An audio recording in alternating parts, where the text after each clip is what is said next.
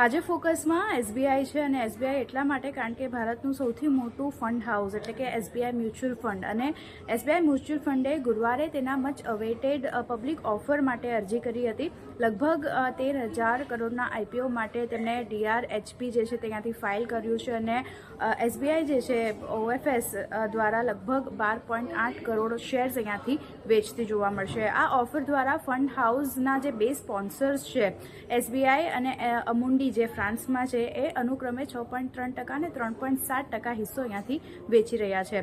આ ઓફર દ્વારા બે સ્પોન્સરને કુલ 13,500 કરોડ રૂપિયા એકત્ર કરે તેવી અપેક્ષા અહીંયા બનતી દેખાઈ રહી છે અને Kotak Mahindra capital, axis capital, ICICI securities અને એસબીઆઈ કેપિટલ આ માર્કેટ્સ જે છે આ ઓફરનું હેન્ડલિંગ કરવામાં 9 બેન્કોમાં સામેલ આપણને થતા દેખાયા છે. એટલે બ્રોકરેજ આ બેન્કો આપણને રહેતી જોવા મળી શકે છે. આ સમાચારના લીધે સ્ટોકમાં ઓલમોસ્ટ 2%થી વધુની ખરીદારી આજના દિવસે બનતી દેખાઈ રહી છે.